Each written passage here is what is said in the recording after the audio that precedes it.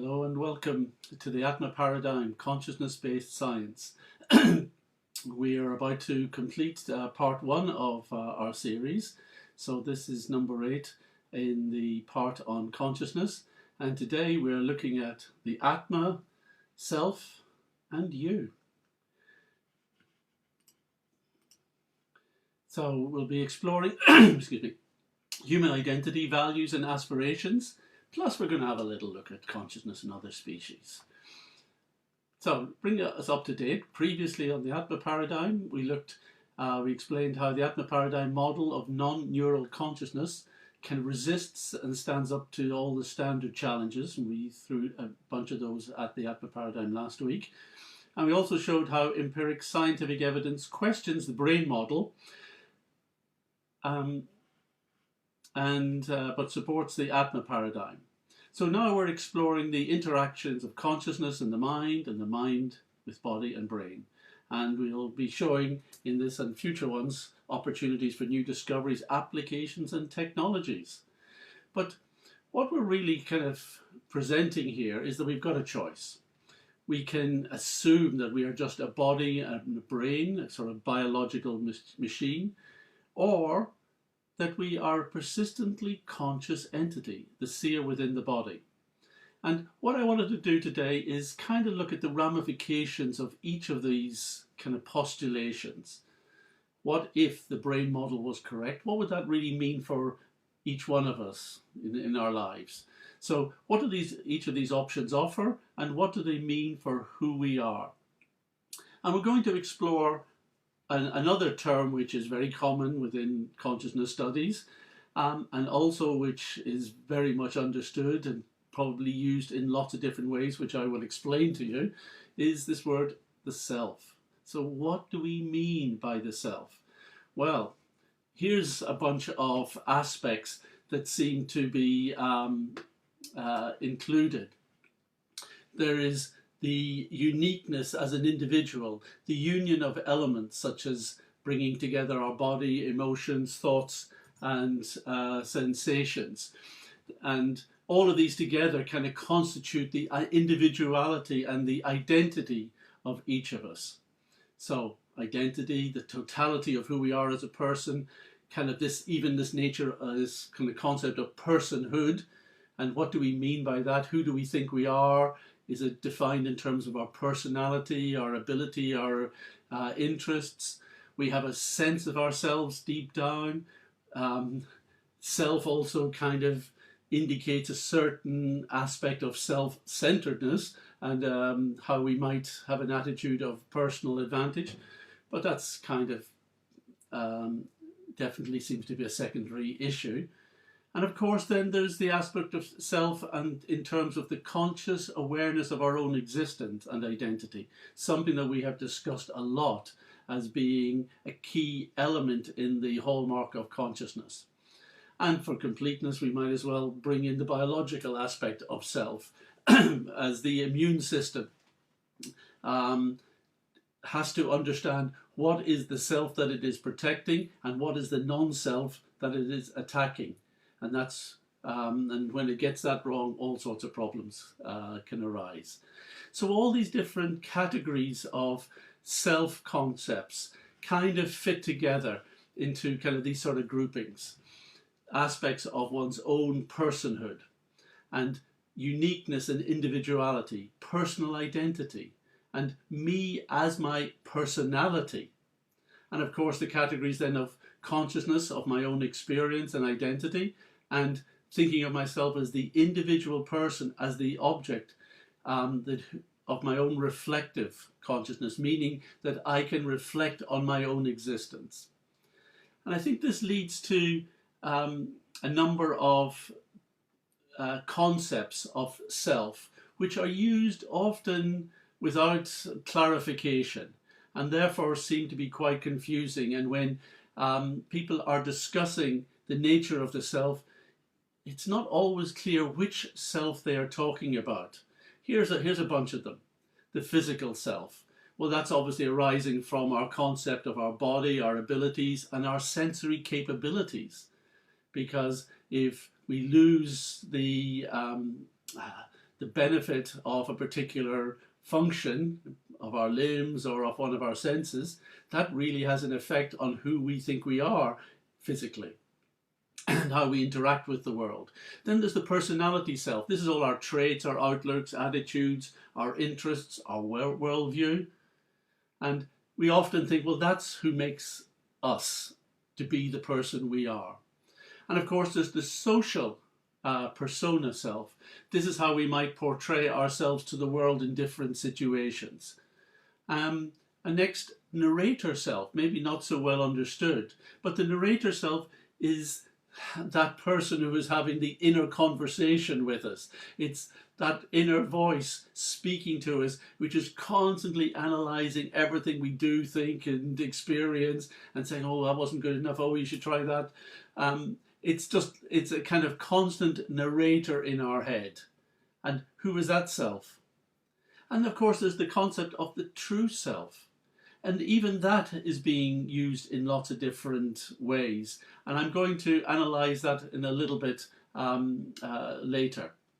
So this true self is the kind of idealized impression of who we are.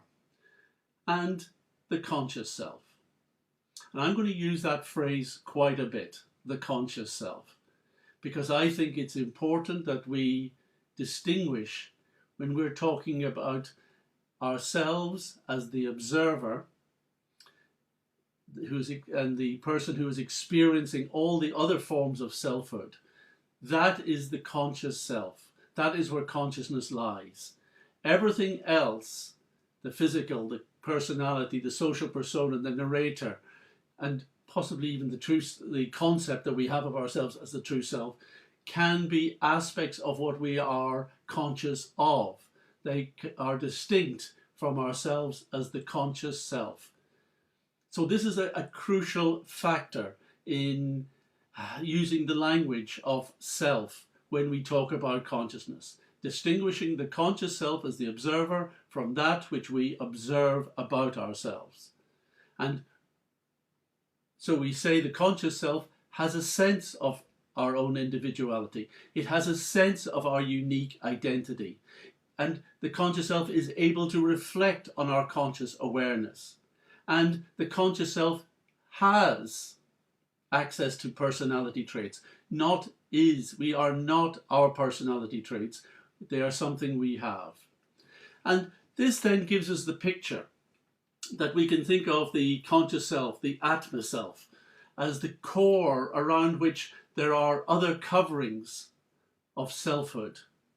And, you know, we've got to be honest, we're all very highly invested in each of the concepts of selfhood that we adopt about ourselves. We're attached to all of them. And we're attached to them even if some of them may be problematic or even troublesome for us. So I'm not suggesting that today you dispense with all the other ideas of who you think you are and in terms of your image for yourself or your personality or how you engage and express yourself in society. I'm not saying you should get rid of all of this. This is not a therapy session. We are not going to consider how good or bad these different selfhood concepts are for you. We're studying philosophy here. So what is important at this stage of our study is to consider what aspects of our self are fixed and permanent and which are transitory. And this is a really important factor to explore, because this is where the physicalist and many psychologists get into serious trouble. Because when they come to analyze aspects of selfhood, they realize just how changeable, how transitory most of these factors of selfhood are. And that leads them to make the conclusion that there cannot be any basis for the self. It doesn't exist in reality. It's some kind of illusion that we think we are. And that's where they're going wrong, because they haven't found the permanent basis of selfhood. They only examine and explore that which are transitory. And so I'm going to take you through some of their ways of thinking on this and to try and pull it apart and understand it better. There are three key intuitions about the self that are recognized by philosophers and psychologists. We believe ourselves to be coherent. That means we believe I'm a singular individual and I am the one person who is the subject of all my experiences. Then I believe I am unchanging. I believe I am the same individual throughout my life, and we've talked about that in a number of these talks. Third one, autonomous. We haven't so much dealt with that. The idea that I have free will to direct aspects of my life. So the analysis goes through each of these, but actually when the psychologists look at it from the physicalist point of view, applying the presumption that everything is just generated from the brain, they begin to realize that none of these seem to be valid. So let's go through them individually. Self is coherent. We experience our existence as a single coherent entity. We know that is what we do. But the physicalist ideas can't deal with that. And they claim, well, there's examples of split or multiple consciousness or personality. The self can be fooled into thinking what it is. There's no boundary. And I'll pick apart these. There's no boundary or fixed locus for the self. So there's no basis for suggesting there is unity or coherence of this notion of self. Let me take you through those.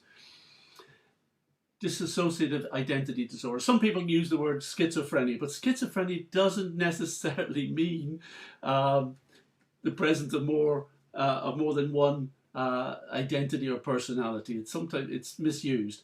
The preferred phrase is dissociative identity disorder. Now, it's a rare condition, and let's read it out as it's described in psychology today. It's a rare condition in which two or more distinct identities or personality states are present in and alternately take control of an individual. So it's different distinct identities or personality states, but which are experienced by what? An individual. The problem, of course, is that he's alternately experiencing one and then the other and then back again. But ultimately, there is an individual involved here. And it says some people, i.e. individuals, describe this as an experience of possession. Okay, we'll leave that aside. But what we're seeing here is that there is a coherent individual self who is experiencing the problem of being spoken to or receiving input or identifying themselves in two different ways. That becomes the problem. But this is not an example that proves that we are not coherent. Rather, the way this is analyzed is that there is a coherent individual who is experiencing this disorder. Similarly, it's said sometimes with the split brain situation. Now, what happens sometimes with epilepsy, part of the old treatment was, well, you can stop the seizures by cutting through a thing in the brain called the corpus callosum. This is the series of dendrites and axons which join one half of the brain, the left hemisphere, with the right hemisphere. And you're basically stopping the communication between the two sides. And some people say, well, when you do this, then people experience two different consciousnesses in the body. Now, that is wrong. And I want to quote you the University of Amsterdam in a recent study, 2017, where they say, strong evidence showing that despite little to no communication between the right and the left brain hemispheres, split brain does not cause two independent conscious perceivers in one brain. Rather, it comes down to the same thing. One individual person is experiencing two different inputs, which often are hard to match together because one part of the brain is giving him information, say, on language, and another part is giving information on forms and what that language is meant to relate to. And putting those together is often problematic, but it is not two different consciousness, it's one single conscious person. Now, there's examples then of little experiments. This is the rubber hand experiment. Now, what you've got here is our lad with the glasses. He's stuck his left hand in the box, which is to the right of our screen, and there is a rubber hand in front of him. He's looking at the rubber hand, and he's watching the tester is brushing his hand with a little brush. And at the same time, she's doing it with his right hand, so he's feeling it on his left hand, and he's looking at the rubber hand. And we've done this experiment with various people, and it takes about a minute or two before you start to feel that the rubber hand is you, because your visual inputs are overriding the touch inputs, and therefore you think that rubber hand is me. And you can do little experiments where then if you stab it with something or hit it with a hammer, the person will jump because he thinks he's been hit. So this is used as a way of saying, just see, our sense of physical self is confused. There's no basis to this idea. It's not coherent. Another experiment that they use is this one. You've got the participant in the middle. He's wearing virtual reality goggles. And what is being broadcast in the screen of those goggles is the image of his own back. You can see the camera to the left. So that's taking the video of him from behind. And he's now seeing that on the screen, which basically means he seems to be looking at himself several steps ahead. So the virtual own body is what the person is perceiving. And it doesn't take very long in this situation for the participant again to feel, oh, I am out of my body. I am, that's me over there. Now, of course, he's not over there and he can't see from that perspective. So this is not an explanation of the out-of-body experiences we talked about last week, where a person actually is viewing from a new point in space. In this case, the person is not seeing that. He's simply just looking at something on the screen. But it is used just to say the self can be deluded. And that's fair enough. We know that we as individual persons who experience stuff can get things wrong. The classic Vedanta example is that there is a rope, and when the mind sees it perhaps in darkness or in dull light, you might think, oh, it's a snake. So the fact is that there's a real rope and snakes are real, so you're confusing one with the other. But so what we assume about the self is often erroneous, and what we believe to be true about ourself may be illusory. But that doesn't make the self an illusion. What we suggest is that it means that there must be an entity, the conscious self, that undergoes the experience of being deluded and making that mistake. The next one is that the self is unchanging. So we experience our existence as a single coherent entity and the same person throughout our life. Yet again, the physicalist ideas can't match that. Why? Because they say, well, the physical self changes, the psychological self changes, the personality self changes. So there's no basis for saying that the self is unchanging. And their point is correct. The physical, the psychological, and personality do change. But that doesn't mean there's no basis for an unchanging self who is the observer, the owner, the possessor of those forms of selfhood. We don't need convincing that physically we change from childhood to youth to old age. We know we're going through this. We practically see it on a daily basis as we look in the mirror. We are going through physical changes. Some of them are welcomed when we're younger, and some of them not so nice when we're older. But we're going through physical changes. Therefore, the sense of who I am as a physical person has obviously changed over all these years. So I cannot be the physical self. that is a concept of myself which is changing, but I am the person who is constantly aware of whatever my sense of physical self is at a particular time. Now, then there's psychological self changes. Now, you should be aware that there's two basic theories in the physicalist paradigm about the self.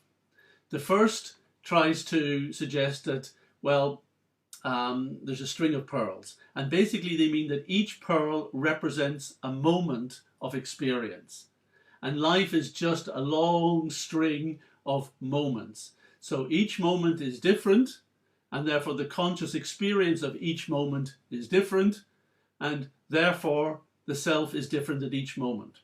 Now, this is very close to the Buddhist philosophy of what's called momentarianism, and or in Sanskrit, Kshanika Vada. And it's an idea that, okay, if the moments change, then the individuals change. Susan Blackmore, who has some kind of resonance with Buddhist philosophy, sometimes asks her students, are you conscious? And they go, yeah, okay, yeah, I'm conscious. And then she asks them to think, well, has me asking that question and you asking yourself, am I conscious, has that changed your consciousness? And of course, what has changed is what they were thinking about. Whatever it was before, they're now thinking about the nature of consciousness. They're now thinking about the nature of their own existence. So in one sense, what they are conscious of has changed. But it doesn't mean that they, as the person who has the persistent ability to be conscious, has changed. That has not. That remains permanent. That remains unchanged throughout the life. Now, a more nuanced version of the string of pearls, I think, is the rope model. It's basically the same thing. It's basically saying that if you look at this rope, it's a good example. You can see the major threads, spiraling together, but you can see within them there's lots of individual strands, and even they are made up of very short, small bits of whatever it is, hemp, jute, whatever you want to use for a rope. And basically they're saying that rather than think of just as moments of, as in pearls, think of these moments as small strands, and they're woven together, so they're overlapping, and this kind of creates a certain sense of continuity of what you're experiencing. And that's true enough. We certainly experience a continuity of the world as it passes by our experience. But it's the same issue, that there has to be a permanent observer self able to perceive the significance of each of those moments and actually to be able to relate them together. So both of these concepts give a limited conclusion about ourselves. They kind of give this idea that if time passing, and at one moment on my left I am kind of frightened, and the next moment I'm sad, then the next moment I'm happy. Are these different selves?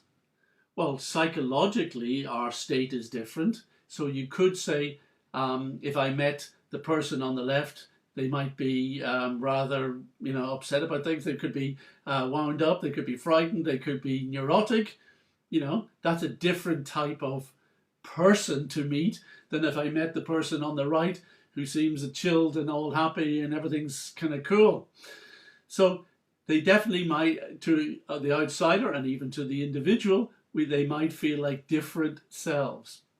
But they're psychological selves which are changing. Is the person who is experiencing them different?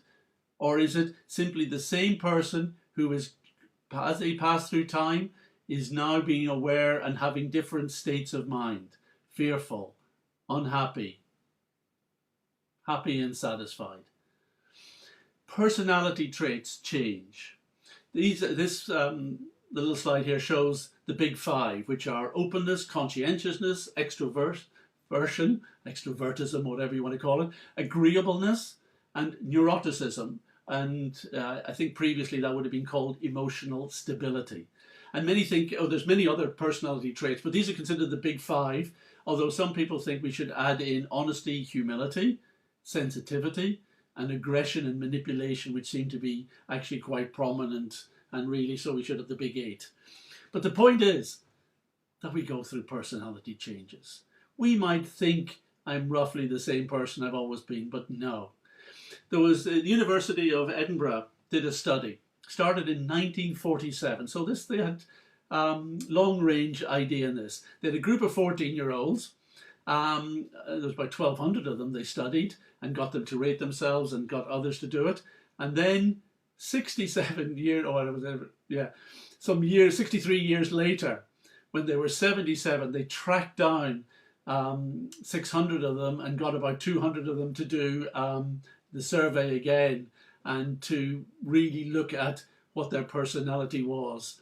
And the conclusion is there's no significant stability in any personality traits. Now, who would have known that in our 70s we'd be a different kind of personality than we were in our 14s, when we were 14 and as a teenager? I think that would have been kind of fairly obvious.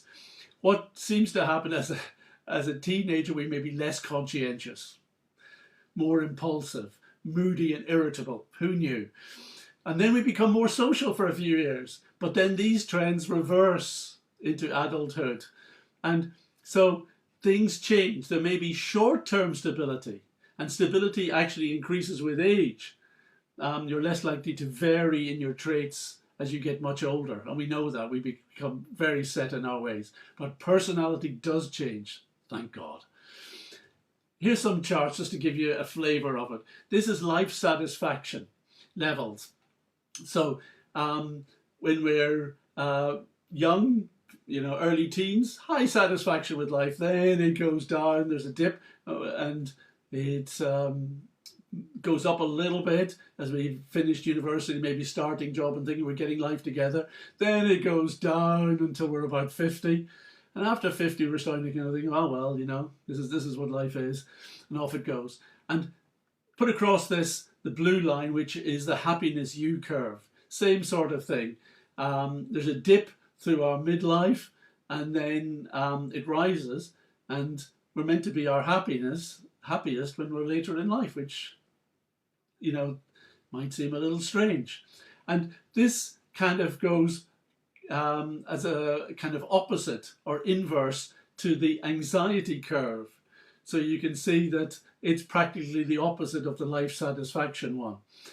So personality changes, that's fine. We are not our personality. It is something by which we express ourselves. We may believe aspects of our personality are our real self, but that would be fooling ourselves. And just to kind of reinforce this point, that we should be separating personality and these aspects from the conscious self, I want to bring in Christoph Koch. Now, I've mentioned him before for his work with Francis Crick and later work with Tegmark and Tononi.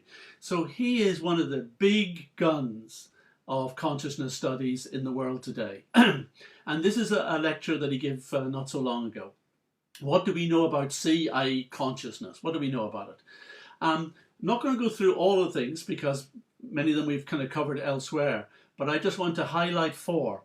That consciousness does not require behavior to be conscious, i.e. the conscious self is not changed by your behavior. Similarly, it is not changed by your emotions. They are the things we experience. They're the things we're conscious of, not what we are. And similarly, consciousness can be disconnected or dissociated from selective attention, where the self is conscious even when we're not attentive to what we're experiencing. So this is separating us from the things that we might be interested in at moment to moment. That is a critique of momentarianism. And so changing moments do not change the self. And we don't require to think in language even for consciousness. We'll come to that one a little later. Nor is it an issue of self-reflection or self-awareness. We don't have to be aware of ourself as the self in order to be conscious. So this is helping us to distinguish all these almost extraneous aspects of behavior, personality, from what we know about consciousness and what we can then ascribe to the observer or conscious self. Third one is self is autonomous. So here's the lad: I've decided to use my free will to choose to decide not to decide to use my free will. This is just a little example of the sort of conundrum we get into when we talk about what is free will. Do we have free will? Am I exerting free will to believe that I don't have free will? And so on. There's a famous bus that Richard Dawkins, he put an advert on its side and basically says, you know, there is no free will, so stop worrying as if you had a choice. So it just indicates the problems of this. Now, to explore people's intuition on free will, a group of psychologists got a bunch of their subjects, and they stuck them in a room and lectured to them. There was no free will, and they gave them all the standard arguments. Neural determinism, you know, just your neurons firing, you're conditioned in this way, Pavlov's dogs, response and reaction, that's all you are. You have no free will, you know, no agency on anything. So after berating them and haranguing them for an hour or so, they then sent them for a personality test. And what they found was that they tested them before and now they were testing them after. They found that after this lecture, the individuals were much more inclined to cheat.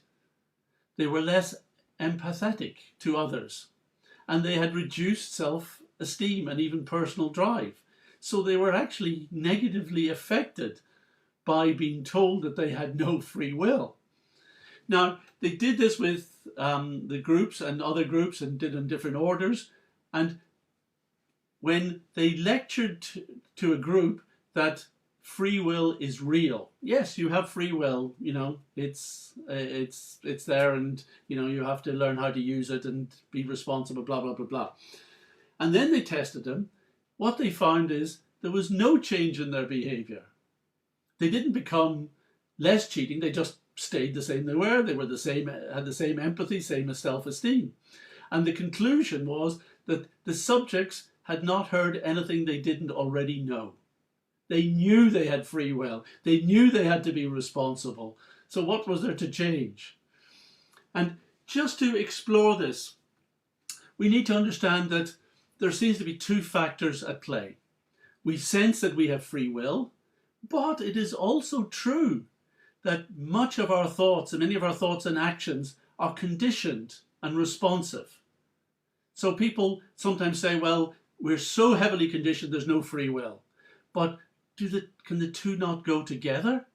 Can we not be fed conditioning, but at the same time not have free will? And I want you to explore this thought experiment.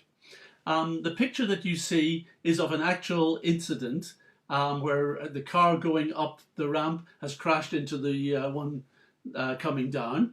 The car going up, the driver was following their sat-nav, and the sat-nav said, take the right, go up the slip road, and off it went.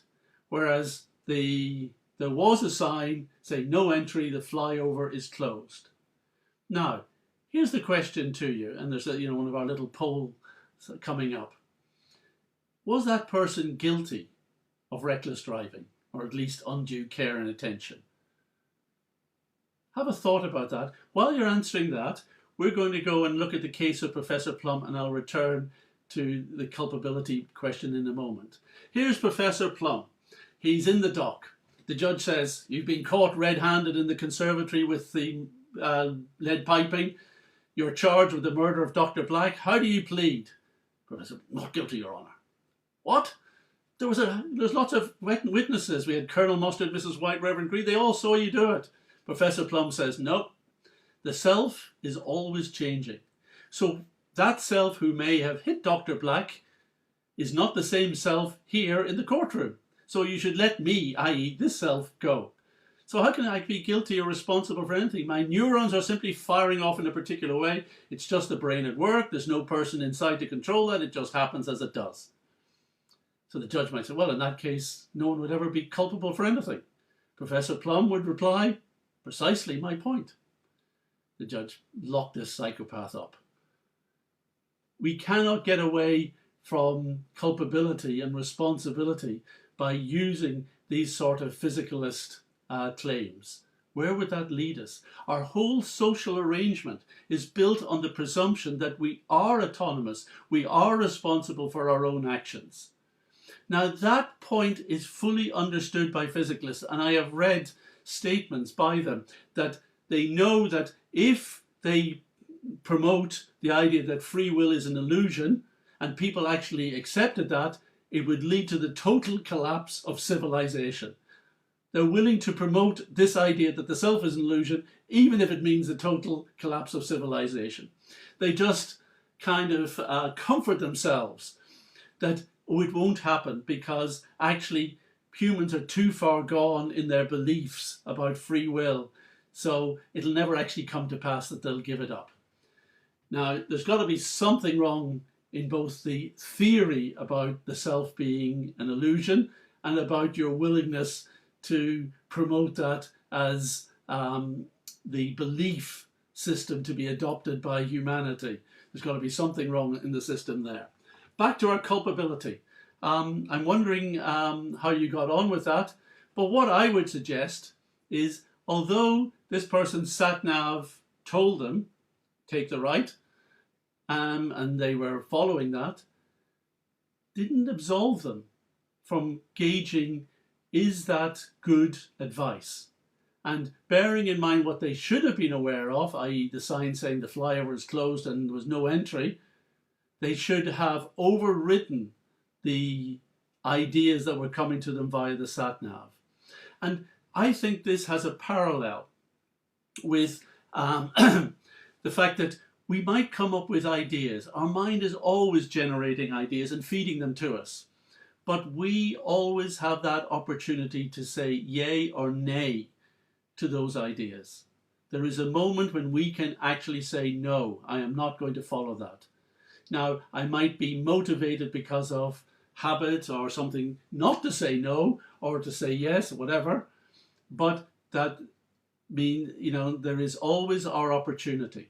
Now, for a very short turnaround, this may not always be true. For instance, we would forgive someone if the circumstances demanded such a fast reaction that it wasn't possible to intentionally consider every ramification. Fine, that's a special case.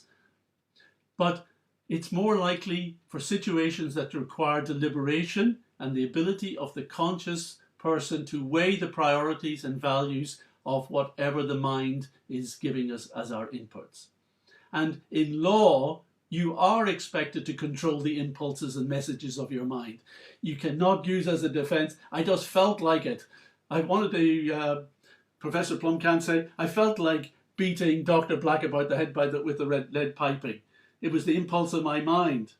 If you cannot control the impulse of your mind through your free will, then it's considered that you have such a low threshold of control, you're considered dangerously incapable of resisting the impulses of your mind. You're a danger to yourself and a danger to society.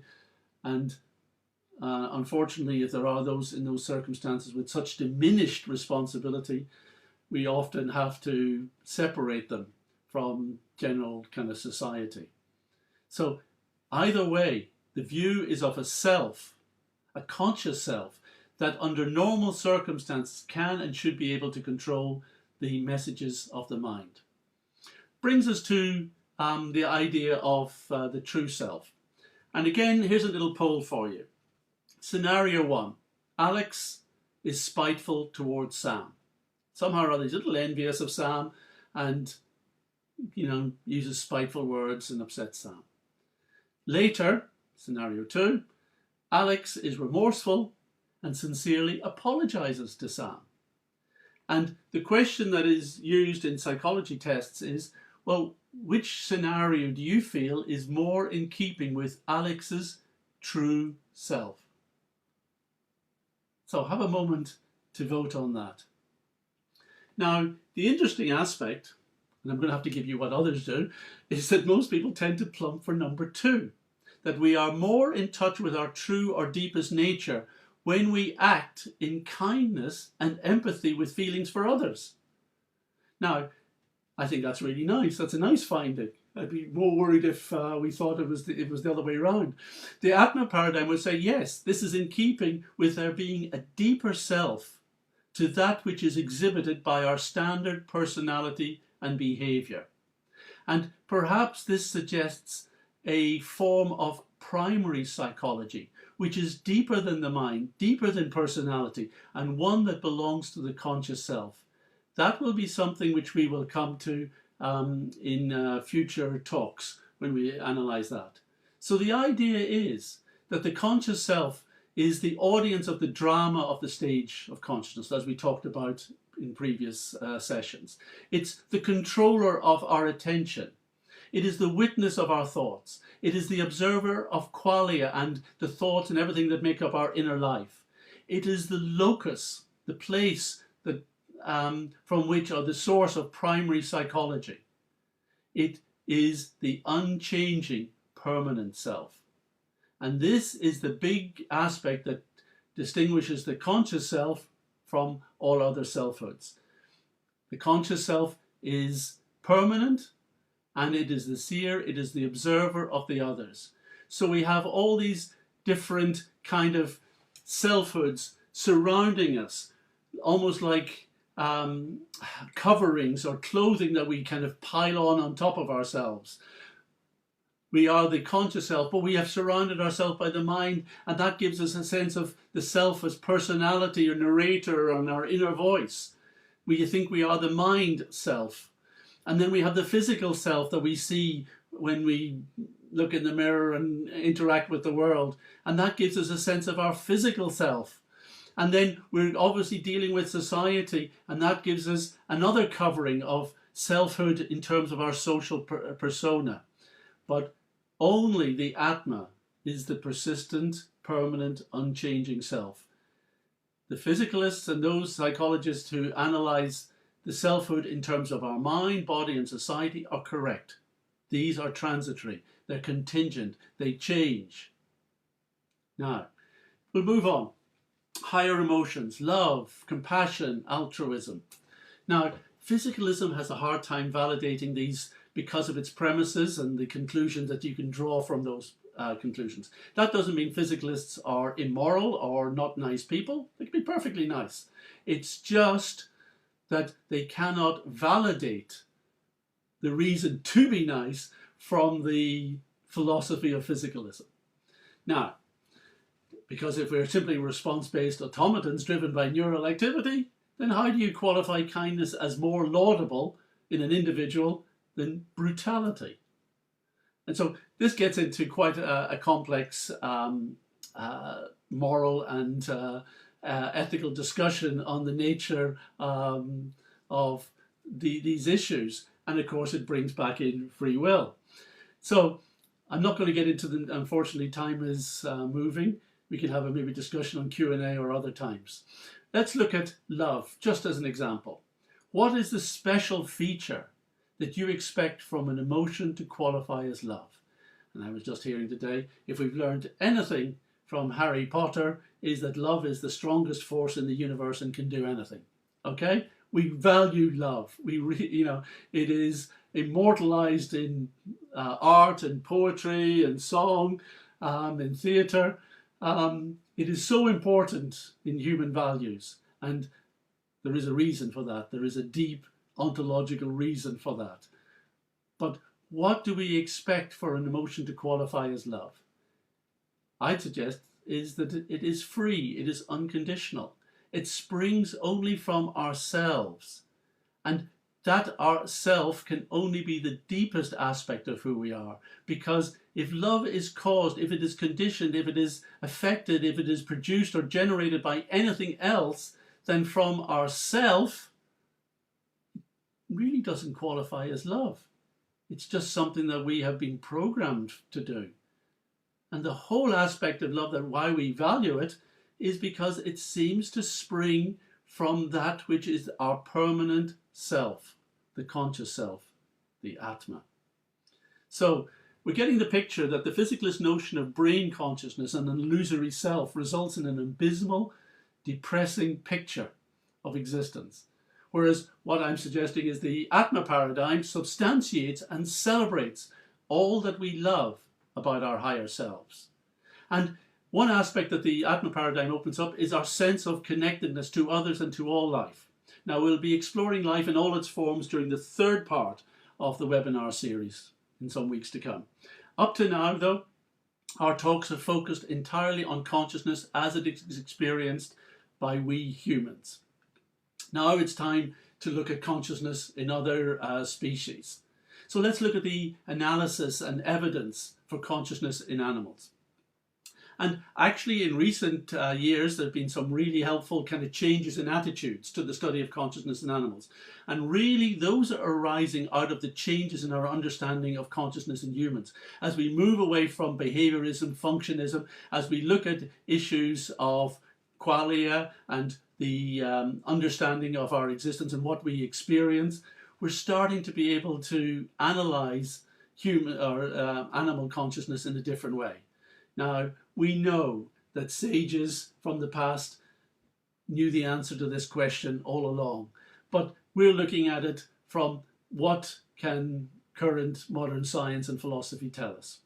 Now, part of the difficulty that they had about looking at consciousness in animals was this stupid notion that as long as you needed to have the ability to think in language, if you didn't have that ability to think in language, you didn't have consciousness. That's what was the hallmark of consciousness, and that was stupid. So the idea was that people said that animals they don't have a language, they don't think in language, therefore how can they be conscious? So this was a real stumbling block. Fortunately, that has now been put aside. And even, as Christoph Koch mentioned earlier, or as we quoted him earlier, he's dismissed that notion. Language is not required to be conscious. Now, I would actually say, it does seem to me that many animals do seem to be able to understand and communicate in language of sorts. I've a little picture of a dog here I've known personally, and it's, she knew at least 30 words of the English language and their different meanings. That's a lot more words than I knew in her language. So very impressive.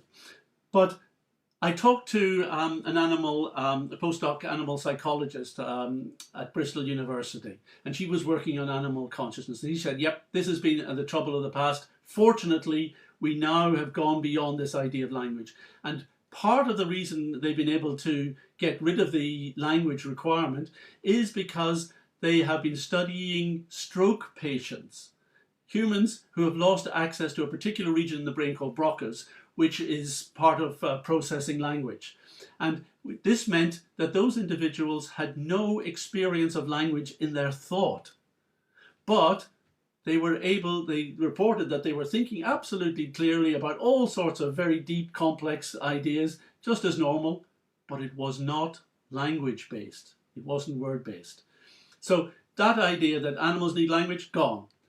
Do animals need a theory of mind? Similarly, no.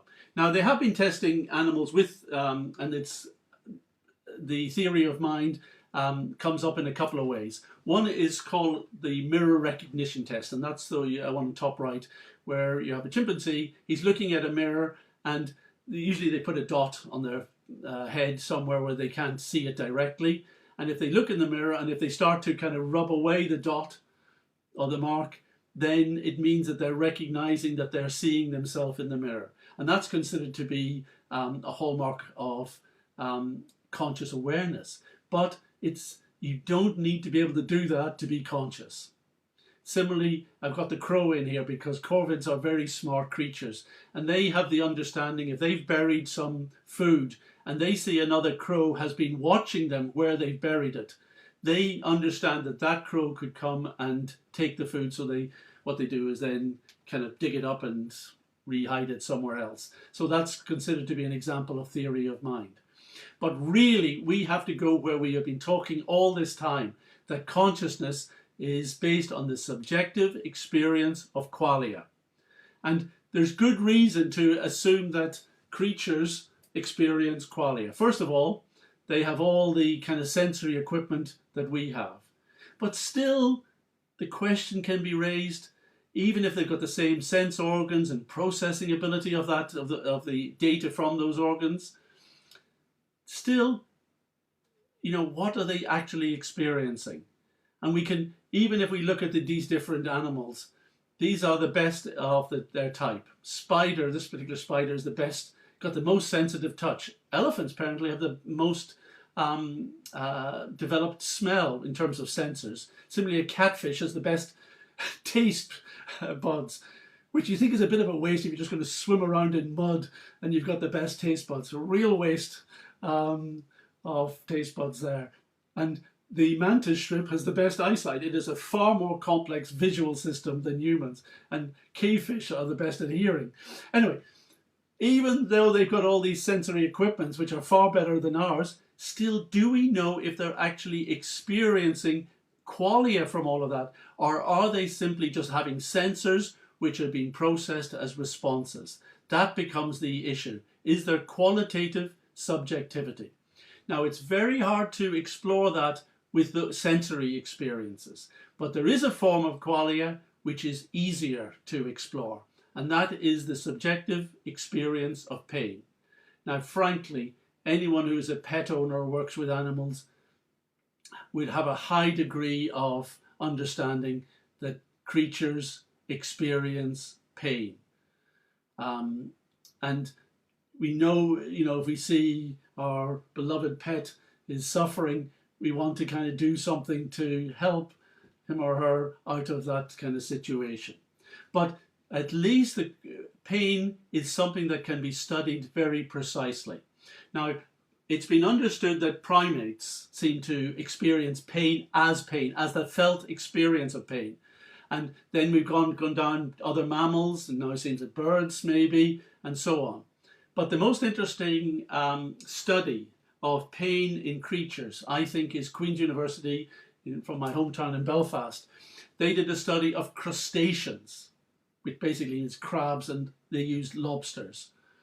So the reason I want to highlight this study is because they developed a set of criteria for analysing, do these animals experience pain or just as a response? And here are their criteria, and I've kind of had to summarize them because, they've written obviously a whole paper on this. But what they show is that pain affects the neurobiology and physiology of a creature different from any other stimuli. And animals change their behavior significantly on experiencing pain. They exhibit change of motivational state, and they change their decision making to avoid pain. They make choices that have negative implications on survival.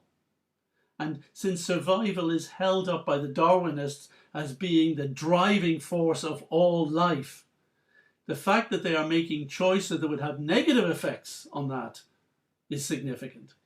And the last one is they're able to activate self-generated analgesics, chemicals within themselves, and they do so at a physical cost to themselves. So they are willing to trade some negative aspects, negative effects, danger, trouble, cost, in order to avoid pain. So their conclusions are: crustaceans experience pain as suffering in similar ways to vertebrates. And pain is a subjectively felt experience for them. Hence, these creatures are undergoing non-neural conscious awareness. They're experiencing qualia. So, if they're experiencing qualia as pain, as we explained, qualia cannot be reduced to the brain. Qualia is a non-neural quality of the mind. And these creatures are experiencing that within the mind. Therefore, we should presume that there is a non-neural source of consciousness, i.e. the Atma, present in these species, which undergoes that experience. And perhaps not just in these creatures, but maybe everywhere we see life symptoms. So our final little section, and I appreciate reaching, kind of gone a little over time, purpose and meaning. That the physicalist idea doesn't offer much in the benefit of purpose and meaning. And I draw your attention to this cartoon from New Scientist in the UK. If my work helps just one person feel like a tiny, insignificant speck lost in a cold, uncaring universe, then I'm doing my job. So the ramifications are understood. They know that the physicalist ideas erode any notion of purpose and meaning, that they're nihilistic and depressing, but still they persist. Well, why? Because perhaps there's a challenge that sometimes I have faced, actually many times, when presenting the Atma paradigm to a general audience. Someone will jump up and say, I know where this is leading. I know where you're going on this. You're trying to bring in the soul and God. And as if that's a major problem to them. And I have to say, well, I haven't even mentioned, barely, as you know, in this series, I haven't mentioned God, and I really, tried not to use the word soul. So, but still, even if I've never mentioned it, this is where they think it's leading. So they think all this talk about non-neural consciousness, the self being permanent, this is just leading to bringing in God, for opening the door. So my response, why are you worried? Why is that a big deal for you, that you think this might be leading in a particular direction? Should you not be listening to the logic, the argument, and the evidence? Because science should not change its findings because it's worried what people might believe about God or the soul. And I have to turn around to these folk and say, so what's your preference? Do we censor this evidence? Do we suppress it? Do we try and squash any kind of analysis that you don't like because it doesn't fit the physicalist paradigm? So, as it happens, the Atma paradigm is supportive of the theological proposition. I will not say that the Atma paradigm is able to prove a theological proposition, but it is certainly supportive of it. And in fact, what I'd suggest is if you wish to explore theology, do it from the understanding of the Atma and the primacy of consciousness. And do this not as a belief, but as a process that you can undertake, that you can explore and develop your awareness as a conscious being, shedding those aspects of selfhood that are contingent, that are not your true self, and that you find unhelpful. So just to summarize now today, and in fact, really what we have looked at during this series of 8 talks, the brain model has no explanation and so denies the existence of consciousness and the self, and regards these as illusions: free will, higher emotions, love, compassion, purpose, meaning. It does not match our accepted view of who we are. There is no evidence for what they're trying to say. There's no theory to even substantiate it, and it leads to this nihilistic impression that is completely contrary to what we understand about who we are and what we want out of life. So the Atma paradigm, on the other hand, provides a plausible explanation for the source of consciousness and the self. It supports higher human values, free will, emotions, love, compassion, purpose, meaning. And it therefore matches our deep-rooted understanding of who we are. Now, I've only left 1 minute out of our hour to invite questions and answers, but I'm happy to stay on if you are, and we can take a few more questions. Use the Facebook chat to do that, and then those are being conveyed to me. While you've got a moment to do that, I just want to draw your attention that next week, 18th of June, we're starting part 2. Yes, if you thought the Atma paradigm was just this first 8 talks, I'm sorry to disappoint you. We've got another 8 coming up, and we'll have 2 more sessions of 8s after that. We're running practically all the way up to Christmas. So part 2, matter and reality. Really, this is exciting stuff. You might think, oh, I'm not interested in matter. No, this is the good bit. This is where consciousness interacts with the world. how does that process actually work? And we'll be exploring the psychology of all of that in much deeper effect than we've been doing today. We'll be looking at the nature of reality, how we participate within that. What is the role of volition? How does our free will actually coordinate and affect the things that we experience? We'll be looking at conscious intention affecting physical systems.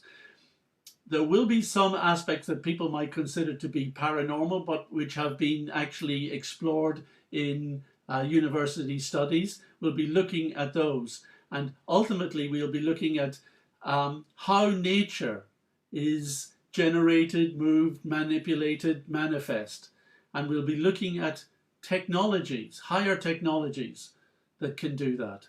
So I'm hoping that this will be an exciting set of sessions for you. I've got one question has come through, and a few more. You mentioned the conscious self observes our thoughts, but doesn't the conscious self also think? Yes, but whilst the, and this is a deep question, in order to really explore this question, we have to look at the ontology of consciousness in relationship to the ontology of the mind. And that's, I will be doing that in this these next sessions. And I think it's kind of revealing. What I can say for now is that currently it's like at the moment I'm engrossed in the screen of my mind. I'm accepting everything that is coming to me on the screen. If the screen says this is so, I believe this is so. I'm just accepting it all. And I'm not doing an awful lot of analysis and thinking myself. There is some aspect of it, but for most of us in our everyday life, we kind of hand ourselves over to the mind. And we, although we should be observing, we should be judging it, although we should be analyzing and actually helping to direct the things we think and do, we are actually, for the most part, willing to let the mind run kind of free. An example that is given in the Upanishads, which I think is rather helpful, is of being a passenger on a chariot. And you have the mind is the charioteer holding the reins, and the horses are like our senses, which are wishing to explore the world and pulling on the reins. The mind is saying, yes, we could go this way and that. But we are actually meant to control the chariot by using our intelligence to direct the senses. Now, that does mean we require some actual Atma thinking, and we need to explore the nature of ourselves as the Atma so that we can separate those thoughts which are coming to us from the mind and those thoughts which are actually us.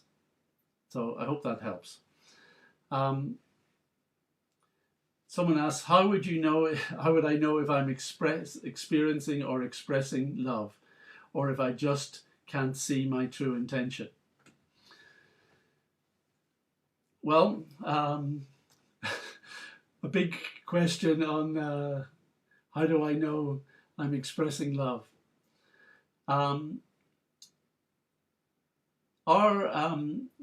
We can draw on an understanding of primary consciousness. And again, this is something to explore when we look at Atma. What is the primary psychology of the Atma?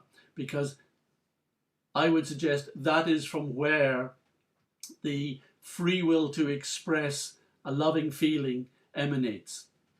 And according to the Vedanta texts, they will explain that such a feeling should be unmotivated. It shouldn't be selfish. It's pure in terms of wishing to satisfy, please, and increase the happiness of another. If we are thinking we love something because that will give us happiness, then our expression of love is tainted by that selfishness.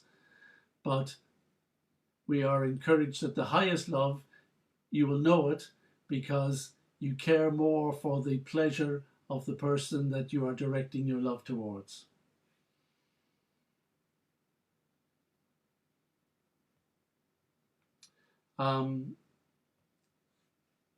Another question is there a definition of love in Vedic scriptures? I think I've tried to do that. Unmotivated, uninterrupted service to another. And I think that's a nice way of looking at it. That if you love someone, you wish to serve them, you wish to make them happy, you wish to, you're concerned for their well-being, their happiness, their enjoyment, their experience. And that is more important to you. And in fact, if you derive enjoyment, it is simply because you naturally feel that their happiness. So someone else's happiness becomes yours. In the material world, often when we see happiness in others, we become envious. Their happiness becomes our distress. Whereas we see if someone is in distress, that makes us very pleased because it means I'm better off than them, and I'm probably a better, nicer, person and whatever. So that is the definition of envy. And perhaps the easiest way to understand pure love is to understand its opposite, envy. Interestingly, the Vedas don't say hate is the opposite of love, they say envy is. Because envy is what makes you happy makes me miserable, what makes you miserable makes me happy. Whereas love is what makes you happy gives me happiness in itself. Where I see your suffering, that causes me pain because I sense and feel your pain also.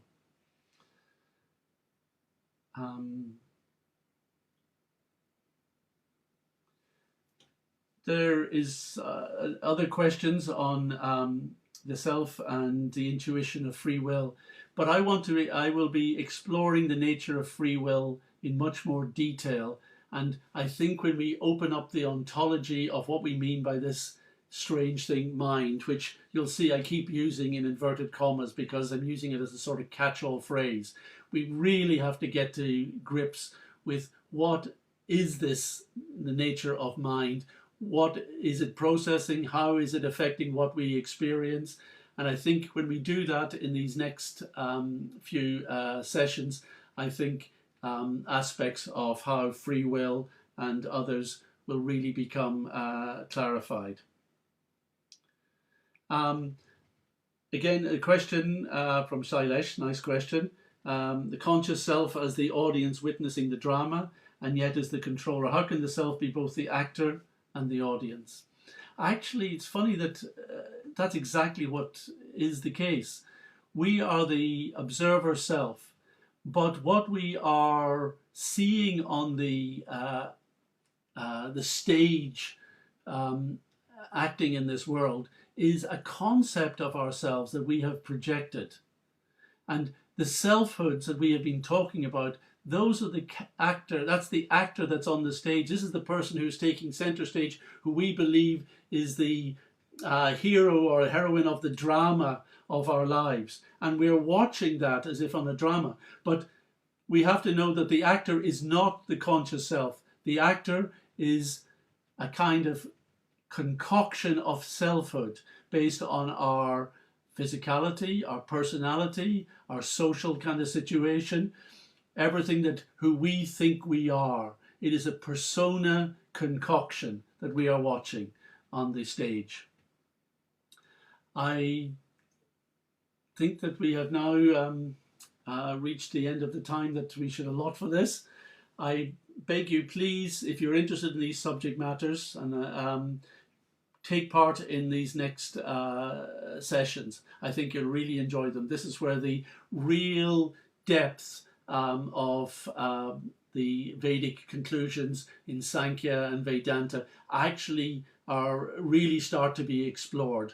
And we're starting to use the Atma paradigm model in a very deep way to explore these and many, many other questions. So really, I regard these first 8 as just an introduction, that we have got to the point where we understand consciousness is not a product of the brain. It's such a silly and even dangerous idea. It has got to be put out of our minds entirely. We need to now go ahead with full confidence that consciousness is its own fundamental principle. And now we're going to explore how consciousness interacts with the world that we know. So please join me next week for the introduction to matter and reality. If you've got friends, please encourage them, because they won't need to have heard any of these first talks. We'll give a little summary next week, which will bring you and everyone else up to speed. And if, of course, they're interested, you can find the old talks on our YouTube channel. Just go to YouTube and type in Atma Paradigm, and up it will come. So thank you very much, and I look forward to being with you all next week, Thursday the 18th, same time.